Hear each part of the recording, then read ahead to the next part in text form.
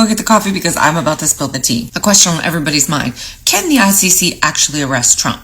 Trump, secret deportations, an international court with a 99% conviction rate, and then Jack Smith. Let's break it down. The International Criminal Court, aka the ICC, is based out of a city called The Hague in the Netherlands. It was created by something called the Rome Statute, signed in 1998. It's not part of the UN, but it does report to the UN General Assembly once per year. And they prosecute things like genocide, war crimes, crimes against humanity, and aggression. You know, the worst crimes on earth. Here's Jack Smith coming in hot, right? He used to be a DOJ prosecutor. We all know him. He's the one that built an airtight case for Trump, and then Trump's dumbass got reelected. Of course, he leaves. He's like, I just spent 2 years of my life on that. But funny little detail, Jack Smith, before he came to the DOJ, he was a prosecutor with the ICC who prosecuted war crimes. And guess what? Rumor has it that old boy Jack has been back over at the ICC. He hasn't been assigned any cases, so it would lead one to believe that potentially he is investigating Trump. Okay, and here's where things start to get tricky, right?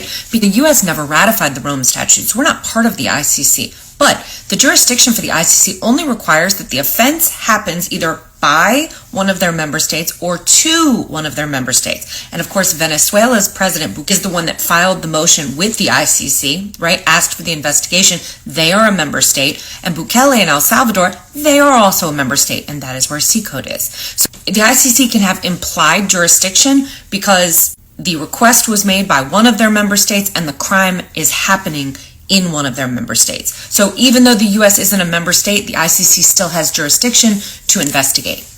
Unfortunately, we also have some little act that we passed in 2002. Leave it to America to always cover their own asses. It's called the Hague Invasion Act. Basically what it says is that U.S. president can authorize military action if Americans are arrested by the ICC, aka they could go over to the Netherlands and get them back. It also says that about U.S. allies. Say that ICC were to arrest Netanyahu from Israel, theoretically under this act, we could go over there and try to get him back. So this is where things get tricky. Even if the ICC were to issue an arrest warrant for Trump, on U.S. soil, he's completely safe because nobody in the U.S. is going to turn over Trump to the ICC. But if Trump ever set foot in any of the 124 member countries, see, the ICC doesn't have their own law enforcement body. They ask their member states to turn over criminals to the ICC for prosecution. So if Trump ever left the United States and went to any of those member countries, they could turn him over to the ICC. That's why you never see people like Netanyahu or Putin. You never see them traveling freely about the world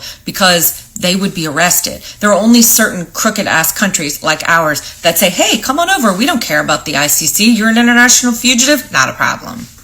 Add to that Trump, because of his grapist conviction and his 34 felonies, already can't travel to a huge number of countries because he's a felon. That's why you see J.D. Vance jet-setting around the world. Trump's cute little pocket accessory with eyeliner. Oh, guy liner. So here's the totally funny part. Because Trump enacted the Alien Enemies Act, which is a wartime power, he opens himself up to wartime crimes, right? What a dumbass. And that's why you sort of saw him backpedaling going, well, I didn't sign that. Somebody else signed it. I didn't sign. No bullshit. He signed it. Under Trump, people were deported to C-Code, but the arrangement said that they had to be convicted criminals, but they weren't.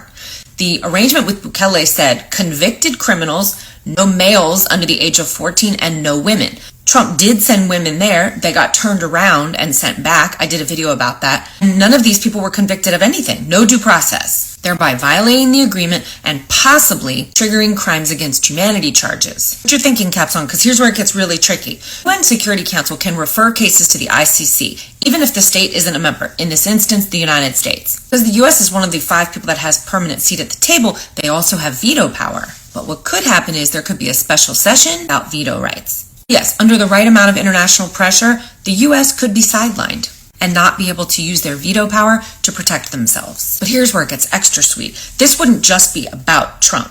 J.D. Vance, Pam Bondi, the whole gaggle of idiots, they are all in cahoots making these war crimes happen, so of course they would all be potential subjects of prosecution. Bonus!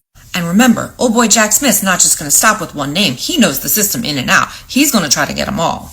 Because Trump has pissed off the entire world who would gladly hand his ass over. And then also, and this is one of my favorite facts, the ICC has a trust fund, right?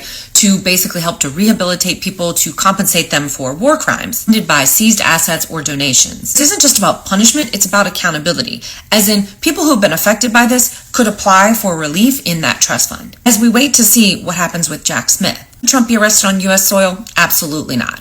Would he be arrested abroad in any of the member countries? Yes. Would the UN refer the case? Yes. Possibly even without U.S. consent because of what I said. Would the whole damn gaggle of idiots be charged? Yes. And will other countries cooperate in hanging these assholes out to dry? You bet your sweet aspirin cream they would, now more than ever.